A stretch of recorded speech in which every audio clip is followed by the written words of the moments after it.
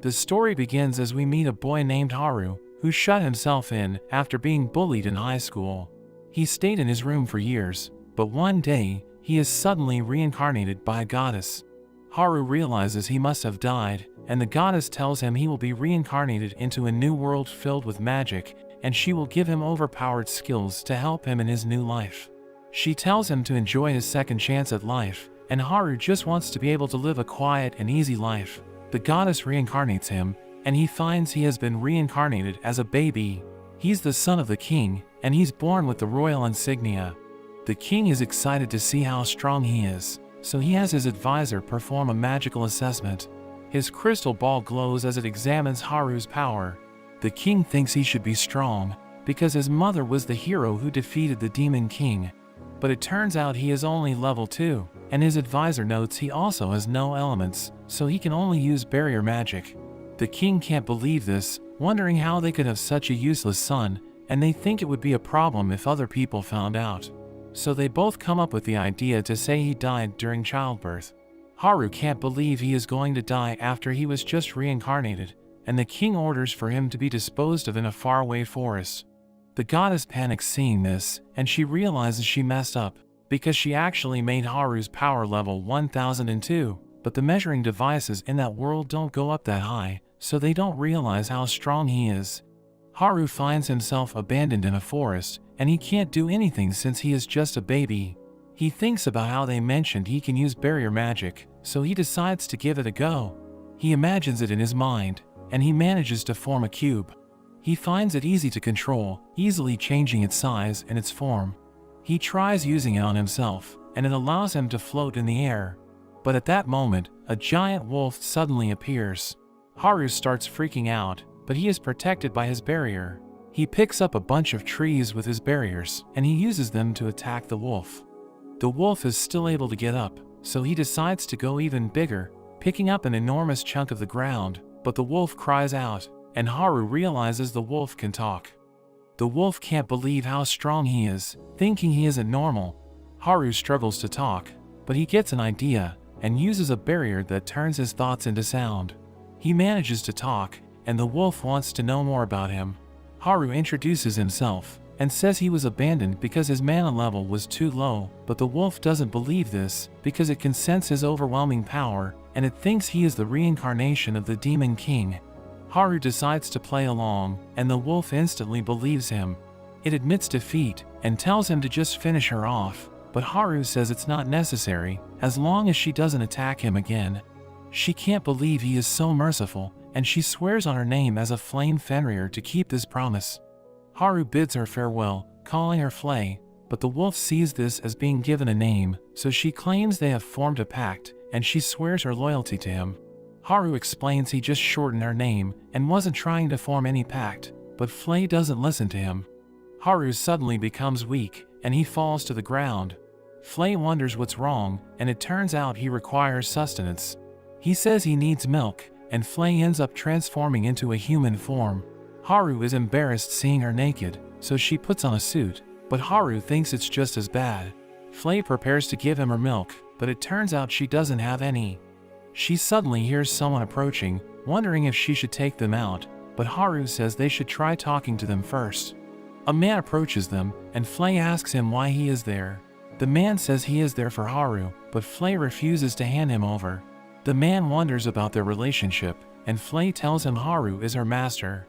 The man claims to be Haru's relative, and that he is there to save him. He reveals he even brought milk, and Haru tells Flay to accept it, but she doesn't listen to him. She wonders why he is coming back for something they threw away. The man claims his wife was once pregnant, but the child didn't make it. So he doesn't care that Haru was abandoned for being weak, and he thinks that every child should have the chance to have a life. Flay is moved hearing this, and the man finds it strange to see a demon crying. They come to a deal, and the man decides to take her in as well, so she can stay by Haru's side. After 9 years, Haru has grown up, living with his new family. He had originally hoped to leave after being weaned off milk, but they were so kind to him that he ended up staying. But his only problem is that his sister Charlotte doesn't get along with him. Flay serves as their maid, and Charlotte seems to like her, asking her to play. Flay says her job is to look after Haru, but Haru orders her to play, so they go outside and Charlotte chases after her. Haru watches them from inside, and his mother tells him not to let it get to him, saying Charlotte is just at the age where she doesn't know how to act around boys. Haru worries the reason is because Charlotte can tell he is actually almost 30, so she can sense he is an old man. His mother thinks he should do something special to show how reliable he is, thinking she will change her mind, but Haru thinks he is no good in social situations. She says that as their heir, he should get out more instead of always spending his time in his room. Haru heads back to his room, and he thinks he should leave before his parents start demanding more from him, but he thinks Charlotte would hate him even more if he took Flay away, and he knows that Flay would never agree to stay behind. We see he has created a clone of himself using his barrier magic, so he can one day replace himself, but he hasn't been able to make it move or talk. His father knocks on his door, and they go out to the yard where his father wants to start teaching him how to use the sword. He isn't interested in learning, but his father tells him that since he has such low levels of mana, he should develop his other skills. Haru wants to just relax, but his father insists he gives it a go. Haru knows his father is an experienced warrior, so he casts his barrier to protect himself, and he charges at his father, even breaking his sword. His father can't believe how strong he is, and even Haru admits he's surprised. We learn that he tried checking his power with an even stronger crystal ball, thinking he could have a level in the hundreds, but it still ended up showing level 2. So he wonders what powers he was given by the goddess. Later that night, Haru's father tells his wife about the sword training session, but he is concerned that Haru could be a demon. His wife is shocked hearing this, and he mentions that there are secret records where the royal family bred with demons, and there were some who were born with demonic traits. His wife thinks Haru looks just like a normal boy, but they consider why a demon such as Flay is so obedient to him. However, he assures his wife that Haru is still their son, and that he will have a happy life. But Charlotte is shocked hearing her brother could be a demon. We see Haru relaxing in his room, when there is suddenly a commotion outside. He uses his barriers to see what's going on, and we see a bunch of injured soldiers. Haru asks his father about what happened, and his father mentions their lands have been getting attacked by thieves. They found the base of the thieves, but they ended up getting ambushed. His father thinks it's a harsh sight for him to witness, so he tells Haru to go back inside. Flay calls them useless for getting beaten by some thieves, but Haru gets pissed off, telling her to shut her mouth. As Haru walks past, he uses his barriers on the wounded, and he is able to instantly heal them all. The men can't believe it, and Haru's father wonders what's going on. At night, Haru wakes up, and he sees Flay has been waiting for him. She doesn't dare to talk, and Haru realizes she is still following his previous order. He apologizes for losing his temper, and he allows her to speak again. They head outside, and Haru uses his barriers to look for the thieves that attacked his father. He is quickly able to find them, and plans to wipe them out, as he uses his barrier to fly to their location, but at that moment, we see Charlotte watching them as they leave. We see the thieves celebrating their victory, while their boss discusses their plans to return to their homeland. Haru suddenly appears, and he instantly freezes them with his barriers. One of the men tries to talk back, but Haru instantly blows him away. The boss ends up confessing everything, revealing that they are actually soldiers from the neighboring empire. Their goal was to cause chaos in the kingdom, and they even reveal they had someone helping them on the inside. Haru wonders if there is someone after his father's life, but the men don't know anything else. The men ask to be spared, but Haru tells them they messed up by attacking his father, so Flay ends up burning the entire base, and he ends up sending an anonymous letter to his father about what he learned. His father is surprised to learn that the Empire is involved, and Charlotte wonders who took out the bad guys, and he can tell that it must have been Flay's doing. Charlotte suddenly gets up and explains there is somewhere she needs to go. As she leaves the office, she thinks about what she saw the previous night. She asks Flay if there are two Harus, but Flay is confused about what she is talking about. She reveals she saw them leaving, but she knows Haru shouldn't have enough mana to fly, so she checked in his room, and she ended up finding his clone sleeping in his bed. She notes that it didn't have his usual scary aura, so she wonders what it all means. Flay is impressed to hear that Charlotte can sense her brother's strength, and she explains just how powerful he really is, but she tells her not to think too much about it. Flay ends up reporting her encounter to Haru, and he can't believe she already found out about his clone. He decides to set up extra surveillance on her, so he can keep tabs on what she is up to. Over the next few days, we see Charlotte following him around. No matter where he goes, Charlotte watches him, even when he's in the bath, and when he tries to confront her, she just runs away. After a week, we learn that his mother and Charlotte are going on a trip to the annual festival. Haru tells them they should take Flay along, but his mother mentions that Flay hasn't been around, and Haru remembers how he told Flay to intimidate the monsters in the forest so they don't attack any towns. Later on, Haru's alarm goes off, and he realizes it's the surveillance he put on Charlotte. We see that their carriage was attacked by Imperial soldiers, and Charlotte is carried away by her mother Natalia. The men chase after them, casting their magic, but Natalia manages to block it, but she gets hit in the leg. Charlotte suddenly hears a voice, and she directs her mother to run. Natalia wonders who's giving the directions, but they end up at a cliff. Charlotte tells her to jump, and they manage to make it down by using magic. They end up finding a cave, but Natalia thinks it's too bright to be able to hide. Natalia decides to go out to find the person who was giving them directions, saying they must be a hero of justice. She tells Charlotte to stay quiet, and she quickly heads off. As she leaves the cave, the entrance is hidden by some illusion magic. But at that moment, the soldiers catch up to her. Natalia thinks she can't let herself get captured, so she prepares to take her own life. However, her blade suddenly shatters, as Haru arrives just in time. He gets pissed off at the situation, and he instantly blows all of the soldiers away. He calls out for Charlotte, telling her to take care of her mother, but she is terrified feeling his aura. She realizes it must be her brother, so she forces herself to see him. Haru is surprised to hear her calling his name, and she asks if he is a hero of justice. He is confused by the question, but he decides to play along. Charlotte gets excited, thinking he uses his powers to defeat bad guys, and Haru just agrees. She apologizes for not realizing his true identity, but Haru tells her she needs to keep it a secret. At night, Haru's father receives a report about what happened, and he wonders about the mysterious person that has been helping them. He asks Haru if he has any ideas, but he just says that the person should stay on their side as long as they behave. Charlotte and Natalia return, and Charlotte instantly hugs Haru. She tells him how much she missed him, and their mother wonders when they became so close. Charlotte refuses to explain, but she just says that she loves him now. Haru is happy about this, but Flay seems to get jealous of their new relationship. After that, Charlotte would barge into his room every day, asking to play, and he now has trouble dealing with her because she likes him too much. She wonders what he is doing, and he tells her he is keeping watch with his surveillance magic. She is impressed he can use ancient magic, calling him amazing, and Haru says it's hard to learn since it's a lost magic. But Charlotte mentions that she has seen records about it, and she ends up taking him to their castle archive. Haru is surprised to learn they had such a huge library, and Charlotte helps him grab some of the books.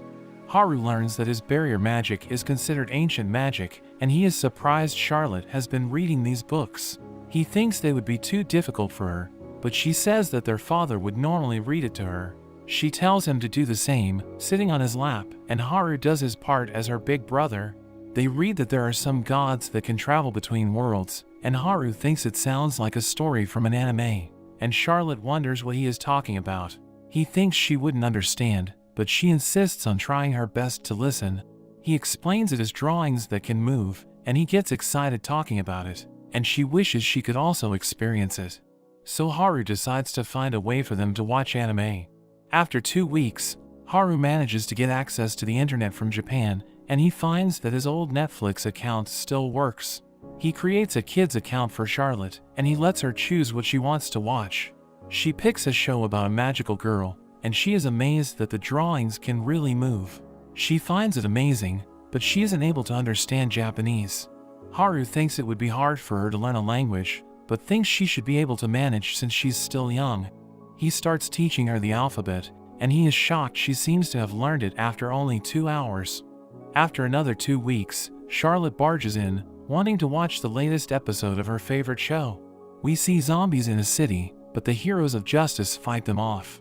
It seems she has mastered Japanese by just watching anime, and Haru wonders if she's a genius. He's glad she's having fun, but he thinks he needs to be a good example for her. So he tells her she can only watch for 3 hours a day. Charlotte is devastated, wondering why he would do this to her, but he claims it's for her own good. They have dinner together, and Charlotte seems to be nodding off. Their father wonders what Charlotte has been doing in his room, and Charlotte says they've been busy researching ancient magic, and their mother is happy to hear they're working together. After dinner, Charlotte follows him around, but he tells her she can't watch any more anime for the day, so she should just take a bath and go to sleep. We see Haru taking a bath, and Charlotte ends up joining him. She thinks she should just go to sleep since she can't watch anime, and Haru thinks she is starting to sound like an otaku. She notices the crest on his chest, and she calls it his emblem, saying it's his proof he's an ally of justice. He thinks she has been watching too much anime, but he tells her to keep it a secret, saying that allies of justice must hide their identity. They say goodnight, and Haru goes to bed, but Charlotte ends up sleeping with him, and we see their mother watching them, happy that they are getting along so well, but Haru just wants his own space. The next day, their father leaves to subdue some thieves, and Charlotte worries for his safety. She gets depressed, but Haru tells her not to be worried, saying their father will be fine. Charlotte tells him he should use his powers to fight the bad guys, begging him to go, and Haru has no choice but to agree. She tells him he needs to transform, just like in the anime, so Haru ends up putting on a disguise. Haru gets embarrassed, but Charlotte thinks he is so cool. She wants to go with him, but he says it's too dangerous, making her depressed. However, he gives her a way to watch his heroic deeds, and he quickly heads off. He looks around for the thieves, finding them in a cave, and he uses his barrier magic to seal them in. He arrives at their location, and the thieves wonder who he is. He calls himself an ally of justice, but the men try to rush at him. He's able to easily beat them all up, but he makes sure to go easy since Charlotte is watching. At that moment, his father arrives, wondering who he is. He makes up a random name, and his father wonders if he's the mysterious person who has been helping them out. He wonders what his goal is, and Haru just explains that he's carrying out justice. He gets embarrassed with himself, so he quickly runs away. He can't believe himself, but Charlotte tells him he was super cool, wanting to see him fight again, and Haru can't believe he has to keep doing it. But he ends up making a name for himself, and he becomes known as the Black Knight. After some time, Haru seems to have perfected his clone, thanks to the books from the library. His clone is now able to speak, but it acts too much like him, and it's just as lazy as him. Charlotte wakes up in his bed, and she is confused seeing the two of them. They get called for a meeting, and Haru thinks his clone can go in his place, but his clone refuses, and Haru realizes it's useless. Their family goes out to greet their guests, and we meet the royal prince and princess, Lias and Marianne. Haru wonders if they are his real siblings, but Lias is stuck up and super rude. Marianne tells him to behave, but Lias says she can't boss him around, since he's going to be the next king, so they aren't on the same level. Haru can't believe he is so terrible, but Lias calls him out for staring at him. He knows Haru is only level 2, so he decides to teach him a lesson, challenging him to a fight. Haru thinks it's going to be a pain, but Lias thinks he is afraid, saying he will hold back. Haru checks his level, seeing he is level 9 with a maximum of 40, and he compares it with his father and the princess. Lias charges at him, but he easily dodges him. Lias tells him not to run away, so Haru uses his barrier to protect himself. He lets the prince beat him up, but Lias tells him to fight back, so he instantly attacks him from behind. Lias gets back up, but Haru just keeps knocking him down. Marianne doesn't believe he is only level 2, but Haru's father just calls it a mystery. Lias refuses to lose, attacking with a fireball, but Haru just absorbs it with his barrier. The prince keeps on attacking, but his spells have no effect. He wonders what's going on, and Haru reveals that he absorbed all the fireballs, wondering if he should return them, and Lias falls to his knees. Haru lets him off the hook, and he is just glad it's over. Marianne apologizes for her brother, and she wonders if he is really level 2. Haru confirms that he is, but he quickly excuses himself. As he heads back to his room, he wonders if this incident will cause his real parents to come looking for him. We see Charlotte as she helps Haru look for bad guys to take down. Flay returns, and she also wants to help out, but Haru thinks she will end up causing trouble. He asks her about his other tasks for her, but she claims to have finished everything. Charlotte gets excited, wanting to see them team up, saying that every hero needs a partner. Seeing how excited they are, Haru has no choice but to go along with it. He warns Flay that since Charlotte is watching them, she isn't allowed to use excessive violence. We see the group of thieves as they prepare to check out their haul, but Haru makes his entrance, introducing himself as the Black Knight, and Flay follows suit, calling herself the Crimson Knight. The men are confused, and Flay attacks with her flame, setting them on fire. Haru tries to remind her of his warning, but she doesn't listen and continues to throw fire, so he ends up stopping it with his barrier. Flay is confused by what's going on, and she prepares to use her full power, but Haru suddenly smacks her, reminding her not to be so violent.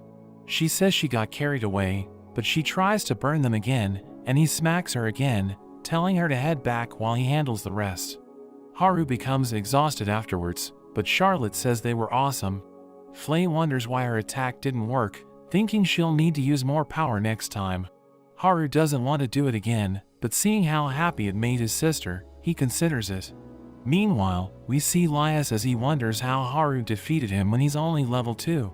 We learn he was trying to assert dominance as the next king, but it didn't turn out the way he expected. His aide tells him to get ready for the banquet, and he suggests Lias to invite Charlotte to join him on their tour of the fields the next day. Lias doesn't care about her, but his aide tells him it's for his own good. Charlotte visits Haru after the banquet, and we learn he sent his clone to take his place.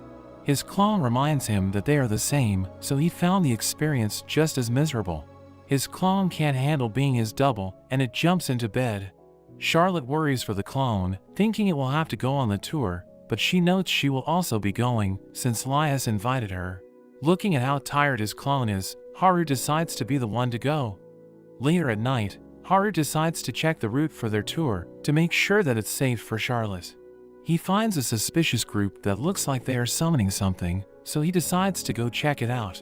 He rocks up to them, wondering what's going on, but the men are shocked to see him. They prepare their spells against him, but he easily takes them all out. One of the men activates the magic circle, summoning a bunch of skeletons. Haru finds them creepy, but he easily takes them down with his sword. However, they get right back up, jumping onto him, but he easily blows them all away. They keep getting back up, but he notices a crystal on their chest. As the man orders them to attack, the skeletons suddenly turn around, and they start attacking the men instead. The leader summons a huge golem, crushing the skeletons, and it even manages to break through Haru's barrier. He wonders how to deal with it, but he notices it also has a crystal on its chest, so he ends up attacking it, causing the golem to stop moving. The men wonder what's going on, but it also turns on them, and Haru apologizes, saying he stabbed it with his barrier, which overrode its magic formula. Haru ends up capturing them all, and he tries to ask the leader about their objective. The man refuses to talk, so Haru gets the skeletons to dig a hole, and he threatens to bury all of them alive. The leader reveals he works for the Queen Consort, saying they were trying to summon monsters to assassinate Charlotte during the tour. Haru wonders why they would target her, and the man reveals that the Queen is scared of her potential, knowing Charlotte will surpass her one day. He mentions that the Queen was also behind the bandit attacks, but since they failed twice, the Queen sent her personal summoner squad. Haru thinks it's the same as when he was abandoned, and she's doing everything to protect her own position. Haru gets angry thinking about it, and the golem starts to go wild, grabbing onto the man, but Haru stops it just in time. He refuses to lose the people he loves, and decides to go against the Queen, even if she's his real mother. We see Flay keeping watch as the tour takes place. The ride is awkward, but Charlotte tries to cheer Lias up, telling him he shouldn't feel bad about losing to Haru, because he never even stood a chance. Marianne joins in, saying it's not a big deal, but this only makes things worse. Haru tells them to chill, but Lias thinks he didn't even use magic during their fight. Haru explains he can buff himself to get stronger, but Lias and Marianne are shocked to hear this. Haru isn't aware it's a big deal, and Lias wonders if he's a returned demon. Haru doesn't know what that means, and Charlotte explains that when a demon marries a human, their descendants can have demonic traits. Marianne thinks it would explain his power, but she notes he doesn't have any horns, and just looks like a normal boy. Charlotte vouches for the rest of his body, saying it's completely normal since she's bathed with him, but this just weirds them out, thinking he's a perv. Charlotte wonders if it's wrong, but they just try to explain that it's not common. They arrive at their destination, and they admire a wheat field. Charlotte runs off with Marianne and Lias, while Haru has a chat with his father. Haru poses a hypothetical question, wondering what he would do if the queen was after Charlotte's life. His father reveals he got a letter from the Black Knight when he was delivered the queen's mages, so he knows the threat is real. He knows she sees him as her enemy, but he can't retaliate since she's the queen. Haru wishes she would disappear, but his father tells him the capital would fall into turmoil without her. He explains that the king fell from power long ago, and there are many nobles that try to take the throne, but the queen keeps them all in check with her power. 2 years before Haru was born, the king led an army against the Demon King, with the Queen Giselle among them, and she took out the Demon King by herself. She became a hero, and her marriage with the king was supported by everyone, but she's now trying to take the kingdom for herself. His father thinks there's nothing they can do, unless someone more powerful could replace the queen. He thinks Charlotte will easily become stronger than her, but she's still too young. So he tells Haru to look out for her until she grows up. Flay volunteers to take out the queen, but Haru declines, saying it's a personal issue, so he wants to be the one to do it. He thinks the queen will make another attempt on Charlotte's life soon, so he decides it's time they had a reunion. His mother Giselle receives a report about the failed attempt on Charlotte's life, learning that the Black Knight is protecting her. She throws her drink at them, calling them useless, and she thinks she will need to handle it herself. But at that moment, Haru arrives, instantly taking out her men with his barriers. Giselle wonders how he made it into her castle, which should be protected by barriers, but Haru calls them weak, saying he just broke through them. Giselle prepares to deal with him, and Haru is surprised she can use 3 spells in a row. He gets trapped in a sphere of water, starting to drown, but he uses a barrier to help him jump out. Giselle follows up with ice magic, which Haru is able to defend against, so she then blasts him with her fire magic. Haru drops to the ground, and Giselle starts to gloat, saying he was no challenge, but Haru just gets back up, brushing off the attack, and Giselle wonders who he is. Haru starts to retaliate, attacking with a barrage, and Giselle struggles to defend herself. She thinks he is even stronger than the Demon King, and she starts to run out of mana, but she charges at him with her sword, and Haru fights using his own sword. Giselle gets on top of him, thinking she is unrivaled with the sword, but Haru ends up disarming her. He prepares to punish her, creating a collar around her neck, and he tells her she will lose her head if she tries to take it off. She wonders what he wants, and Haru tells her he has one demand, telling her to keep her hands off Charlotte and his family, warning her what will happen if she disobeys. 5 years later, things have remained peaceful, and we see Charlotte playing out in the snow. Haru finds it too cold outside, so he just wants to go back to his room. He wonders if Flay is cold in her outfit, and we see her shaking, but she claims to be fine. Haru can see through her lie, so he gives her a new outfit and tells her to speak up if she has a problem. Charlotte tells him about a special move that she thought of, saying she isn't strong enough to use it, so she asks him to try it out. She explains how to do it, and he thinks it's ridiculous, but he can't say no to her. He prepares his magic, performing a chant that he finds embarrassing, and he ends up drilling a huge hole in the ground.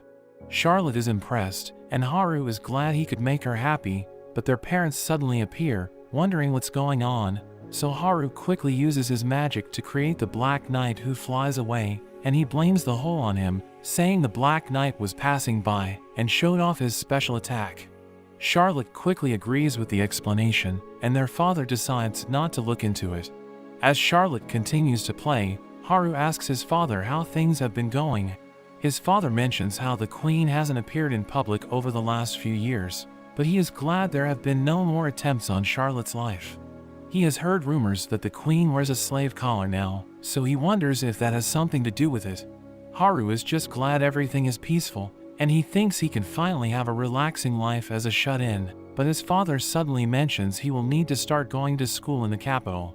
Haru is shocked hearing this, and his father says he tried to refuse, but it was beyond his control. Haru instantly refuses, remembering how bad school was in his past life, and he becomes determined to find a way to get out of it. We see them discussing it further back at the house. His father reveals it was a direct recommendation from the king.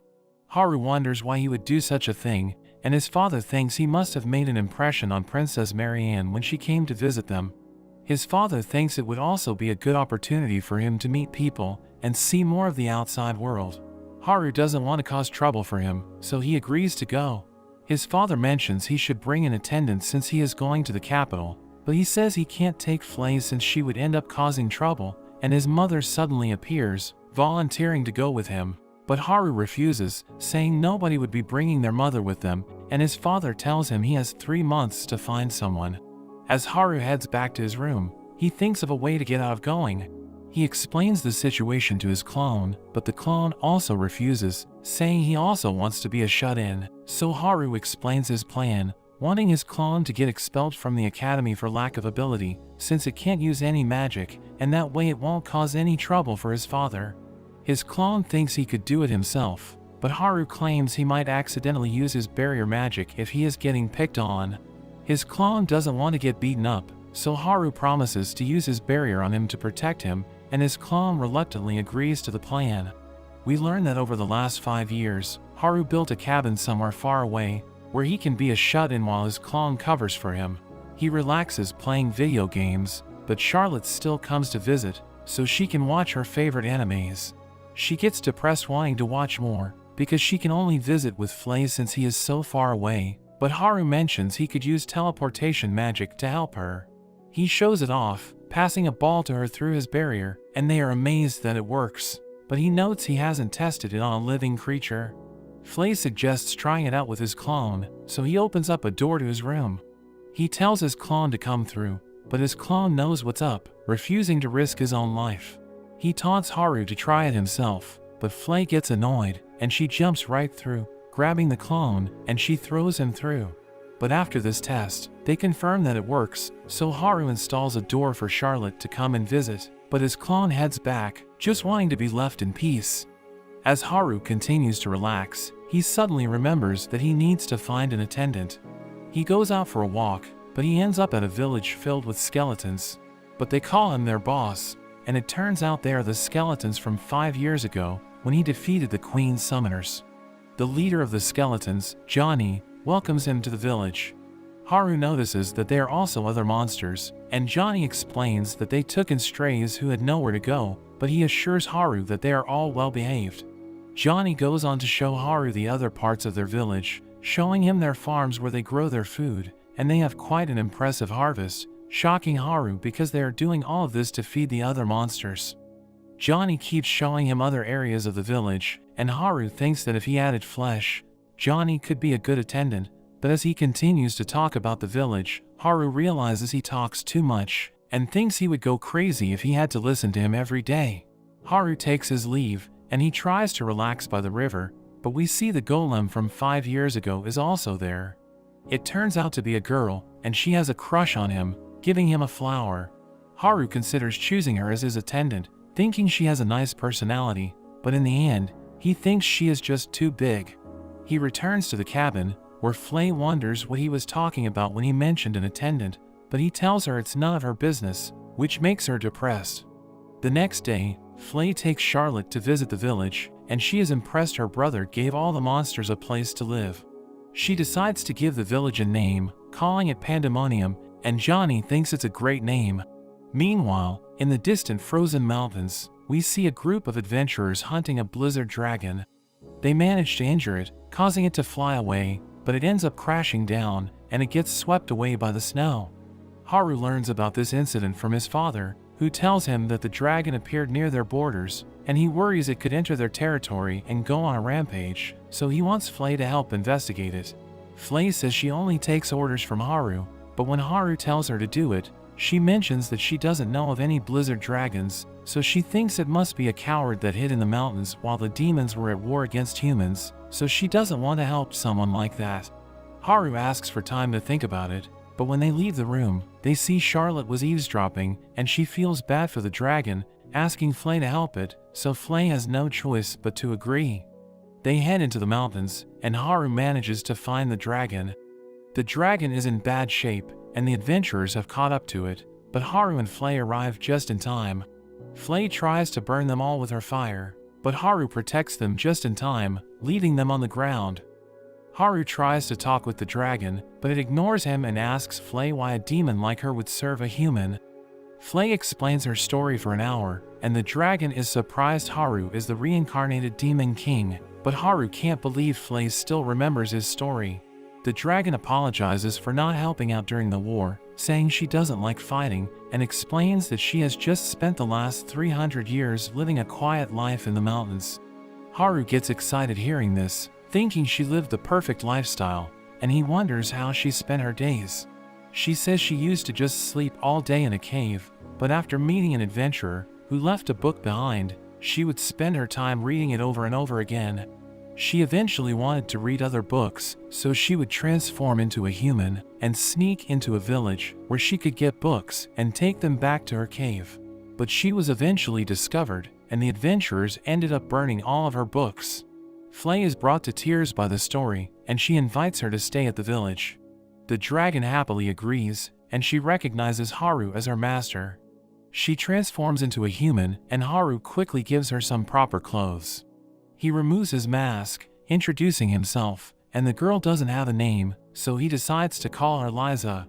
She is happy to receive this name, but Flay suddenly interrupts, reminding her who's boss, because she is Haru's first servant. Haru decides to head back, and Liza is able to fly after him, making Flay jealous, and she tries to keep up with them. Haru introduces Liza to his family, and his father is surprised he dealt with her so quickly. Haru asks for her to be able to stay as one of their maids, and his father doesn't mind as long as she follows the rules, while Charlotte is excited to meet her. Flay teaches Liza how to be a maid, showing how easily a broom can break, and telling her to be careful, but Liza manages to do a great job. They move on to washing dishes, and while Flay breaks every dish, Liza flawlessly cleans her dishes. They try cooking next, and Flay uses her fire, but that just ends up burning everything, while Liza learns from the other maids, and she is praised for learning so quickly, which makes Flay jealous.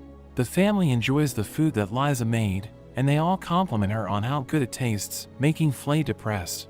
Natalia wonders what else Liza can do, and she mentions she likes to read, which has helped her learn the fundamentals of magic. Natalia is impressed, and she suggests for her to be Charlotte's personal maid. The next day, we see Liza teaching Charlotte how to use magic. Charlotte struggles at first, but she manages to create a fire. Liza also helps her with her studies, and they start doing everything together. Charlotte quickly improves, and Haru is amazed seeing Liza teaching and doing laundry at the same time. Haru feels bad seeing her do their chores, and Charlotte worries she has been an inconvenience, but Liza says she has enjoyed serving her, and Charlotte asks her to also be her friend, which Liza happily agrees to. Haru thinks about how Liza is earnest and a quick learner, so he thinks she would make the perfect attendant for him, but he doesn't want to take her away from Charlotte after they just became friends. He thinks about it some more, and he realizes he could use his teleportation magic to allow Liza to be in two places at once. The next day, we see Charlotte in the yard, and Liza flies by. Flay claims she can also fly, so Charlotte asks her to teach her, but when Flay demonstrates her flying, it turns out she is just jumping, but Charlotte finds her amazing. Natalia wonders what they are doing, but she thinks flying magic would be too dangerous for Charlotte, making her depressed. Charlotte is about to cry, so Flay rushes to Haru, but he was watching everything, and he instantly creates a plane for Charlotte to fly in. Back at the cabin, Haru decides to check their levels, and we see that Flay and Liza are both fairly high level, but Haru is surprised when he sees Charlotte's max level is so high, remembering how the Queen's level was only 40. He thinks Charlotte will hit max level in no time, but she disagrees, revealing that when she was a baby, she made a fireball before she could even talk, so her mother ended up putting a seal on her. Charlotte wonders about Haru's level, and Flay thinks he must be over 100, but he refuses to show them since he knows he is only level 2. Later on, we see Charlotte becoming depressed because her favorite show has ended. Liza tells her it's time to go back, but as they leave, Haru mentions he is starting school in the capital. Charlotte suddenly thinks of it as a terrifying place, and she tells Liza to cancel her plans and summon her knights for an emergency meeting. We see her meeting with Flay, Johnny, and the Golem. They discuss Haru going to school, and Flay is shocked she didn't know about this. She thinks there's nothing Haru could learn at a school, since he's the Demon King, but Johnny reminds her they promised not to reveal his secret. Charlotte is shocked hearing this, wondering why Haru has a secret she doesn't know, but Johnny comforts her, saying she is Haru's favorite, so he will tell her in no time. They move on with the meeting, and Charlotte mentions a show she watched about a school, but when she asked Haru what a school is like, he calls it the most terrifying place on earth, so she wonders why he would willingly attend one. Based on the anime she watched, she comes up with a theory, thinking there must be a secret student council pulling the strings and corrupting the other students. She thinks it must be part of an even bigger evil syndicate, and Haru must be trying to infiltrate and stop them. Flay and Johnny are instantly sold on this theory, so Charlotte thinks they need to start preparing so they can help him. Liza suggests talking with Haru, but Charlotte says they shouldn't bother him with everything, saying they need to be able to think for themselves. Liza ends up reporting everything to Haru, and he is glad he heard about it before anything happened. Liza wonders if he's actually fighting against an evil syndicate, and he decides to play along, seeing it as his chance, and he asks for her help, telling her he will need her as his attendant when he goes to school. Liza is surprised by the request, but she agrees, thinking about what's at stake, and Haru starts brainstorming ways to get himself kicked out of the school as soon as possible. Haru prepares to leave for the capital, and his father tells him to take care. We see Haru has used his magic to hide Liza's horns and tail, but she is still getting used to it, while Flay begs to be brought along. Meanwhile at the royal palace, we see Marianne as she brings news to Lias that Haru is on his way. We learn that Lias was the one who recommended Haru, but he claims he just wants to know how Haru is so strong. He knows Marianne also asked the king on Haru's behalf, making her embarrassed, and he teases her for being obsessed with Haru. They go on to talk about a cult that has recently appeared. It's disguised as a branch of the church, and they seem to be extremists that worship demons. Their influence has spread throughout the kingdom and has even infiltrated the academy. There are also rumors they are planning to overthrow the monarchy, and there are an increasing number of nobles joining their cause. Lias has heard rumors that his mother is behind it all, but he doesn't know what she's planning, thinking her behavior has become strange ever since she was given her collar 5 years ago. Everyone knows that the king and queen are no longer on good terms, so Lias thinks his mother must be trying to use the church to take over. He doesn't know what they can do, but Marianne gets the feeling that Haru will be the key to changing the situation, thinking that his powers would be enough to defeat an entire organization. At that moment, Giselle suddenly enters. We learn Marianne is just her stepdaughter, and she suddenly starts to choke her, thinking she's being looked down on because of her collar. Lias begs her to stop, and she drops Marianne, saying it was just a prank. She also knows about Haru coming to the capital, and she tells Lias to get along with him, but she actually wants him to find information about the Black Knight, and Lias can only agree. Back at Haru's cabin, we learn he set up a door near the capital, so he can get there when the time comes. Charlotte reminds him he needs to go, and Flay begs him to reconsider. Haru leaves with Liza, and they arrive in a forest near the capital. They are still a fair way away, and Liza notices a carriage being chased by a bison. Liza notes that the bison is usually a herbivore, so she thinks it must be hungry. Haru decides to help, transforming into the Black Knight. He flies over, but at that moment, the carriage wheel comes loose, and the people are about to fall out, but Haru catches the boy with his barrier.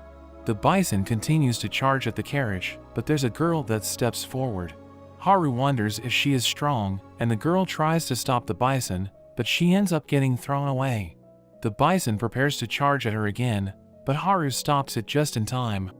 The girl thanks him for his help, introducing herself as Iris, but she is injured, so Haru instantly heals her with his barrier. Haru also fixes the carriage, and the girl is amazed by his abilities. Haru wonders why she is traveling in such a shabby carriage, and Iris says that's all she could afford, but she swears to find a way to repay him. Haru ends up relocating the bison, and even gives it some food. He and Liza continue on their way, but Liza notes that Iris gave her a strange feeling, but she can't put her finger on what it is. They manage to make it to the academy, and there's a huge line to get in. As Haru looks at the other people waiting, his anxiety kicks in and he just wants to go home. He eventually gets in and he is given a ton of paperwork to complete. When he makes it to his room, he is completely exhausted, so he quickly makes a door and heads back to his cabin. Charlotte and Flay welcome him back, but he just wants to rest. He tells Flay to make him some food, but Charlotte suggests getting some food in the capital. Flay wants to cook for Haru, but Charlotte reminds her of their mission, and she ends up agreeing as well. Charlotte gives Flay a disguise, so people don't find out she's a demon, but Haru thinks it's too obvious, so he uses his magic to make her ears and tail invisible. They head into the city, and they enjoy a meal at one of the restaurants. Charlotte then takes out a map of the capital, planning to investigate their surroundings, and she orders Liza and Flay to survey the surroundings. Haru wonders what they are planning, but Charlotte says it's just a contingency. Haru is left to explore with Charlotte, and she calls it a date. Haru is shocked hearing this, and he thinks about how it would be his first date ever. Even though he thinks she doesn't understand what a date is, he decides to go along with it. They walk around the city together, and Haru even buys her a necklace. As they continue to explore, Charlotte ends up running into Iris. Haru rushes over, but Iris gets a familiar feeling from him, and she remembers the feeling of his mana, but Haru says that's impossible, revealing he's only level 2. Iris apologizes for her mistake, but she rushes off because she has an interview. As Charlotte watches Iris leave, she also notes that she felt something strange from her. We learn Haru's clone has been covering for him at the academy, but the clone tells Haru there is a proficiency exam before the entrance ceremony, but he refuses to take it because he's been miserable being stuck at the academy. Haru thinks that if he does terribly, it could be the perfect chance to get kicked out. We see him sneaking around the academy, trying to avoid any social interaction, but he's caught by a professor named Polko. The professor guides him inside, taking him to a lecture room, and Haru thinks about what it's like to start at a new school, but this just makes him depressed. Haru is determined to fail at all costs, and the professor gives him his test. He actually has no idea how to answer the questions, so he just puts down he has no clue. There's a section about barrier magic, which he answers properly, thinking he can't make it too obvious he's trying to fail.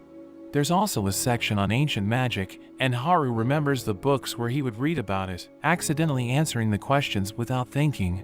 The professor tells him he also needs to do a mana assessment, but Haru thinks there's no point since he's just going to be level 2. The professor says it's just their procedure, and Haru thinks it will be a good chance to show how weak he is.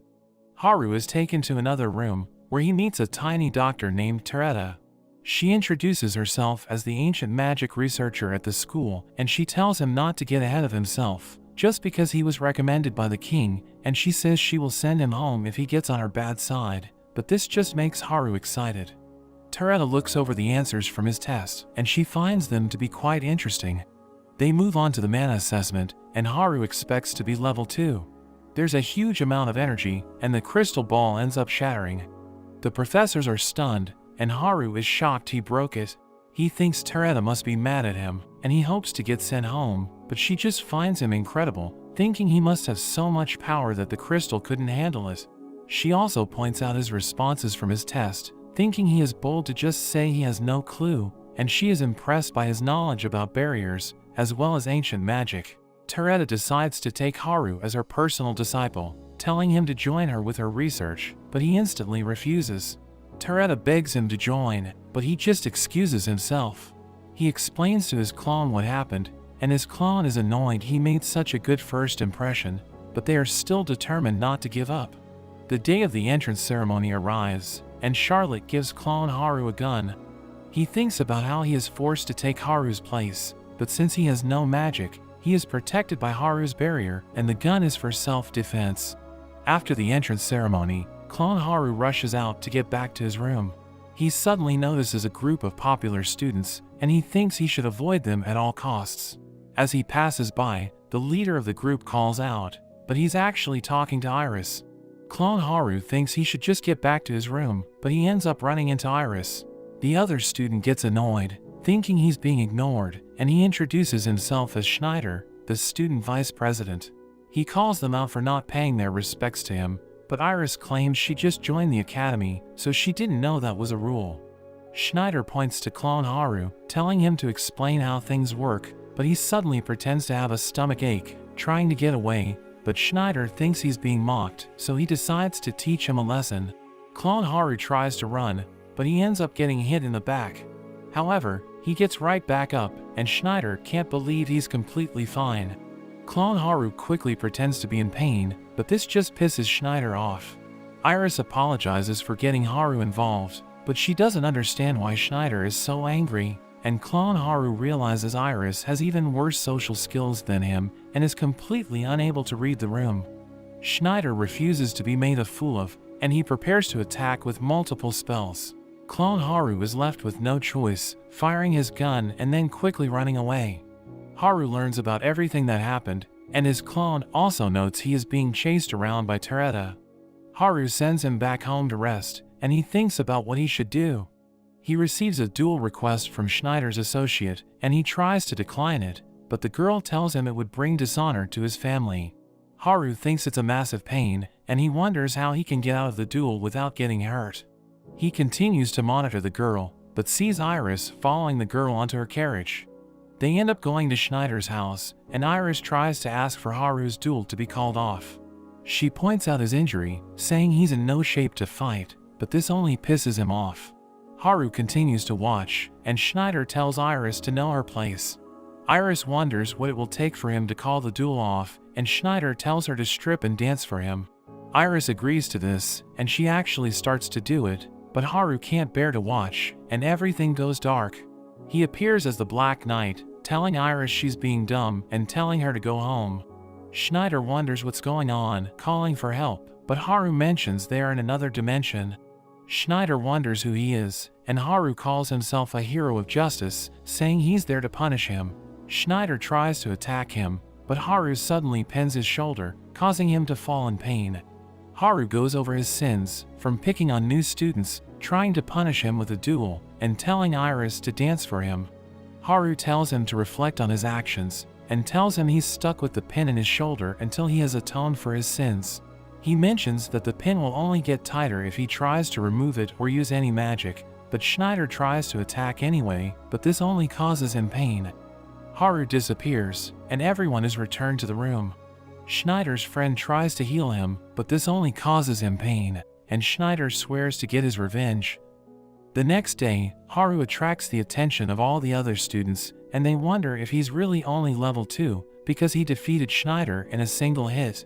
He manages to get away, but he gets mad thinking his plan to get expelled isn't going well.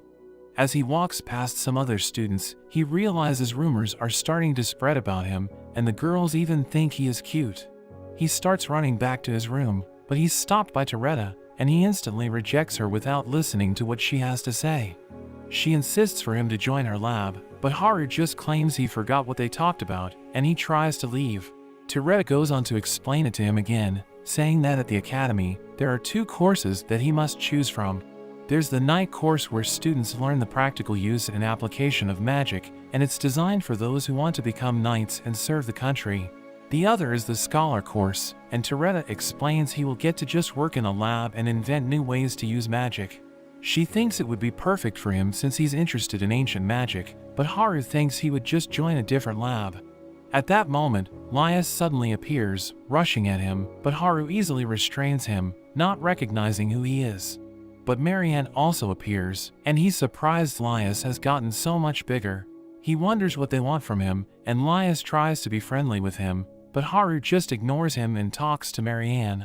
She asks him if he has chosen a course yet, and she asks him to join the lab that she's in. Laius also wants to be in Haru's class, but Teretta claims that Haru belongs to her. Laius gets into an argument with her, but he realizes who she is, and he warns Haru to avoid her, saying her research is useless and that she gets into trouble with the other professors, but Teretta claims he is just not smart enough to understand her research. The 3 wonder what Haru is going to pick, but Iris suddenly appears, saying she has business with Haru. Haru doesn't know what she wants, but he sees it as his opportunity to get away, so he claims he made plans with her and quickly runs off, while Marianne gets jealous, wondering what relationship they have. Haru manages to get away, and he asks Iris what she wants. She wonders if he's really the same person from the previous day, claiming he feels completely different. Haru is shocked she can tell the difference between him and his clone, and he reflexively puts up a barrier. Iris can feel the barrier as well, and Haru becomes suspicious of her, asking why she thinks he is different. She says that although he's the same on the surface, she notes that he had no magic power the previous day, but now his power is overwhelming. Haru thinks back to when he first met Flay, and she also called his power overwhelming, so he wonders if Iris is actually a demon. She assures him she is a human, but Haru still finds her strange. He tells her he can't explain his power, but asks her to treat his two forms as the same person. Iris goes on to apologize for getting him into trouble, thanking him for his help, and she asks to be his friend. Haru is surprised at the request, but Iris takes his response as a yes, and she is happy to have made her first friend. Haru wonders why she wants to be friends with him, and Iris says they keep running into each other, so she thinks it's a good sign. Haru is surprised he is her first friend, wondering what kind of life she's had, so Iris tells him her story, saying she was abandoned after she was born. Haru wonders about the reason, and Iris thinks it was because she was able to talk right away. Haru thinks a talking baby would definitely be concerning, and Iris tells him how she ended up at a monastery, but she wasn't treated well, and the only priest who cared for her died when she was 5. Since she lived in such an isolated place, she never got to interact with her surroundings, which is why she lacks common sense and social skills. But Haru tells her she chose the wrong person to become friends with, revealing he also has no friends, so she won't be able to learn common sense from him. However, Iris thinks this is the perfect chance, thinking they are similar, so she still wants to be his friend. Haru gets the idea to use her to help him get out of troublesome situations at the academy, so he thinks becoming her friend might not be the worst idea. He asks what course she's taking, and she tells him she's taking Tereda's class. Haru isn't happy about this, but he agrees to take it as well, and Iris is overjoyed by this. Meanwhile at the cabin, Charlotte has been depressed ever since Haru left, and Flay also wants to be by his side, but Charlotte suddenly senses something happening to him, so she decides to check up on him. Flay cries because she isn't allowed to go, but Liza thinks she is earnest, and she's impressed with how well Flay has adapted to their situation. But Flay thanks her previous job, working for the Demon King. Liza asks what the Demon King was like, and Flay says he was kind, mentioning his dream was to find a way for demons and humans to live in peace.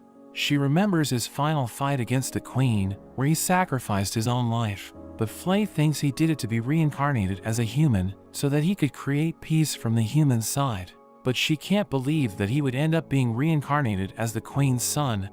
Haru claims he lost his memories after being reincarnated, but Flay notes that the Demon King would always shorten their names, and when Haru gave her the name Flay, she thought for sure that he must be the Demon King, and she even thought about calling him by his true name. Liza wonders about the Demon King's true name, so Flay reveals it, calling him Irisvelia. Haru formally introduces himself, and Iris reveals her full name is also Irisvelia.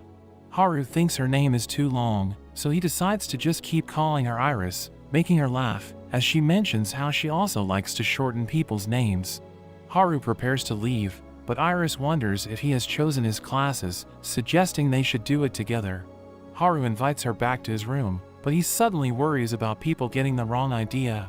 When he enters his room, he finds Charlotte waiting for him, and she's shocked thinking Iris is his girlfriend, but Haru says they are just friends. However, Charlotte thinks it won't be long until he has a ton of girlfriends, but she still wants to be his wife. Iris thinks they are weird, but Haru thinks that this just must be how kids grow up, and that Charlotte will find him gross in the future, so he decides to just go along with it. Haru introduces the two girls, and he starts filling out his class selection. We see he just makes his decisions by rolling a die, and Iris is surprised by his methods, but Charlotte explains that no matter what classes he picks, Haru will be able to ace it, calling him an existence that transcends all common sense. Iris is amazed by this, but Haru tells her not to believe everything that Charlotte says. Haru gets bored filling it out, so he just tells Charlotte to help him choose whatever she thinks is suitable. She helps him finish it, and he doesn't even bother checking it. Iris is surprised by this, wondering about his goals for entering the academy, but Charlotte claims he's there for a more important reason, but refuses to tell her the specifics. Haru wonders why Charlotte came to visit, but she claims she has already accomplished her mission, so she prepares to head back. Haru thinks it would be bad to let Iris see the gate, so he quickly covers her eyes, and Iris wonders where his sister went, but he just tells her not to worry about it. 1 week later, we see Haru waking up back at the cabin, and he is depressed because his classes are finally about to begin. Charlotte gives him his schedule, and we learn he is only in the C class, but Charlotte tells him that the classes are regularly shuffled based on his results, so she thinks he will make it to the A class in no time, but Haru seems to have other plans. He's suddenly surprised when he notices the classes that she chose for him, and it turns out she chose all the most advanced classes for him, thinking everything else would be too easy for him, but Haru decides to use this to his advantage, thinking that the other students will think he is cocky for choosing all the advanced classes, and he thinks it will help him get kicked out when he fails. Haru heads to class with Iris, and she can't believe that he's only in the C class, revealing that she's in class A.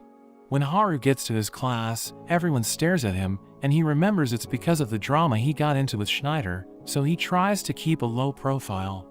The teacher begins the class, telling them that since they're in class C, they are able to move up or down to other classes, so he decides to start with a test. Haru thinks it's his chance to show how useless he is, but when he gets the test, he finds that it's super easy. He thinks it would be too obvious if he got everything wrong, so he aims to just pass with a 60. After the test is over, the teacher notes that everyone did poorly, with an average score of only 20.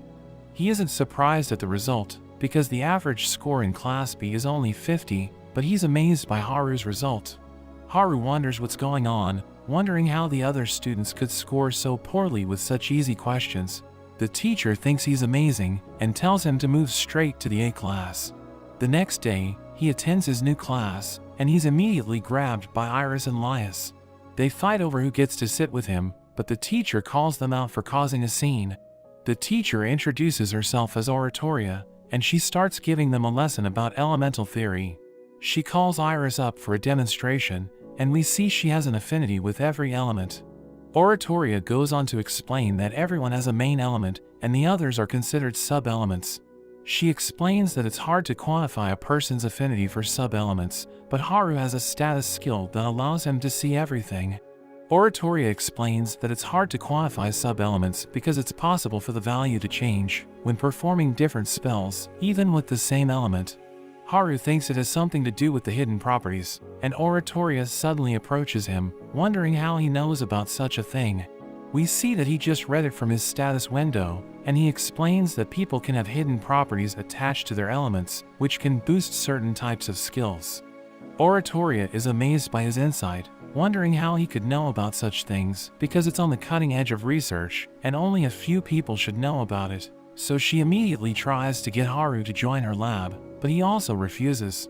Later that day, we see Haru and Iris arrive at Toretta's lab, but we learn that Haru became too exhausted, so he swapped places with his clone. Toretta is happy to have them there, but it seems she's just using them to fill the requirements so that she can keep operating her lab, and she decides to have a party. Clone Haru thinks about sneaking away, but Polko suddenly screams as he discovers a tied-up Schneider. Toretta reveals that she forgot about him, saying he came to get help from her, but she thinks it's the perfect chance to research ancient magic, because she knows his shoulder is being affected by barrier magic. We learn that ancient magic is different to modern magic, because it doesn't require a constant supply of mana. Toretta notes that the barrier in Schneider's shoulder has already been there for 2 days, so she recognizes it as ancient magic. Iris can't believe there's someone who can use ancient magic in the current age, and Toretta starts slapping Schneider to find out who cast the spell on him. Schneider can't give them much information, and Toretta thinks he must be scared about revealing their identity, so she theorizes that it's the work of the Black Knight. She finds it strange that the Black Knight appeared in the capital around the same time that Haru arrived, so she starts to suspect him. She grabs onto him, begging for him to teach her about ancient magic, but the real Haru suddenly appears as the Black Knight. He tells Toretta that he has no relation to Haru, and that he's just in the capital to bring justice. Toretta is excited to meet him, and she thinks that he punished Schneider because he is a part of the shady cult, but Haru is just surprised that such an organization actually exists. He plays along with it, and he reminds Schneider to call off their duel if he wants to be free from his spell. Schneider reluctantly agrees, and Haru prepares to leave, but Teretta suddenly restrains him. She refuses to let him go without answering her questions, but he easily breaks free and traps her with his barrier instead. Polko tells her to apologize, but Teretta is just too interested by Haru's spell. However, she suddenly needs to pee, begging Haru to free her, and she promises to leave him alone. After this encounter, the group continues with their welcome party. Teretta gets them to drink, and Iris ends up getting drunk. She tries to get Clone Haru to drink as well, pouring him a cup, but she ends up just drinking it herself. She then suddenly thanks him for being her friend and joining the lab with her, but she then just falls asleep. Teretta is also a bit drunk, and she wonders if he knows why Iris is interested in ancient magic. Haru has no idea, so Teretta explains that when Iris's magic was measured, she had an affinity with all the elements, but her level was only at level 5. Teretta notes that although Iris is still growing, her level is unusually low for her age, and it's possible that it might not increase any further. So that's why she is interested in ancient magic, because the people from that time were said to be over level 100, so she hopes to discover something that can help her level up. Teretta ends up falling asleep as well, and Clone Haru decides to call it for the night. Meanwhile, we see Schneider in his mansion, throwing a tantrum over having to withdraw from the duel. He thinks it will damage his reputation, and he can't accept it as the next future king. We learn that his father joined the cult in order to overthrow the monarchy and make Schneider the next king. He refuses to let Haru win, so he orders his assassin squad to kill Haru and his friends, but we see he is being watched. The assassins approach the lab, and they know that everyone is asleep. We see that the assassins have brought over 20 elite men, so they are confident they will succeed. They immediately carry out the operation, rushing toward the lab, but it seems to be protected by a barrier. The assassins look around the whole building, but find that it's completely protected. One of the men try attacking with a blade, but it has no effect at all. A door suddenly appears, and the man tries to check it out, but he ends up getting pulled inside. The captain orders his men to destroy the door, but their spells just get swallowed up. There are even more doors that appear, and the men start getting picked off one by one. Haru makes his appearance, and the captain tries to attack him, but just gets frozen by Haru's barrier. Haru ends up bringing all the men back to Schneider, asking him why he ordered the hit. Schneider denies everything, but Haru shows him a recording of him ordering the assassins. Haru prepares to give him another punishment, but Schneider suddenly injects himself with a syringe, transforming him into a demon. Haru is smashed out of the mansion, and he wonders how he's going to deal with Schneider. He suddenly gets a call from Charlotte, saying she got the feeling he was on duty. She is surprised to see he is fighting a monster, and Haru explains that it was the evil syndicate that transformed Schneider into a monster. Charlotte feels bad for him, so she asks Haru to save him, and Haru has no choice but to agree. He dodges Schneider's attacks, but he struggles against his strength. He tries attacking with his barrier, but he just ends up getting clapped. Haru is about to be crushed, but he uses his barriers to free himself and seal Schneider's arms.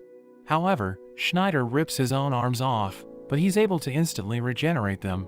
Haru doesn't know how to deal with him, but Charlotte points out that he became smaller after regenerating, so Haru thinks he can return Schneider back to normal by cutting off his overgrown body. Haru uses a new technique, and he creates thousands of swords in the sky. Charlotte is amazed to see his new skill, and Haru rains his blades down onto Schneider, cutting away his overgrown body. Schneider returns to his original form, and Haru tries to continue their conversation, but he just ends up running off. Clone Haru wakes up, and he thinks about how the party was kinda fun. Haru teases him for enjoying it, but the clone thinks that it's an improvement from their previous life, and Haru also agrees, thinking about the people that they've met. The next day, we see Flay and Liza gathering information in the capital. They are approached by a group of shady men who offer to help them, and they are led into an alleyway. But they just end up beating up the men and get the information they were after. We see them in another one of Charlotte's meetings. They have learned more about the power struggle for the crown, and Charlotte thinks that the capital is headed for trouble. Liza has her doubts, but Johnny reminds her of Haru's fight the previous night. Charlotte replays the highlights, and they all admire Haru's new technique.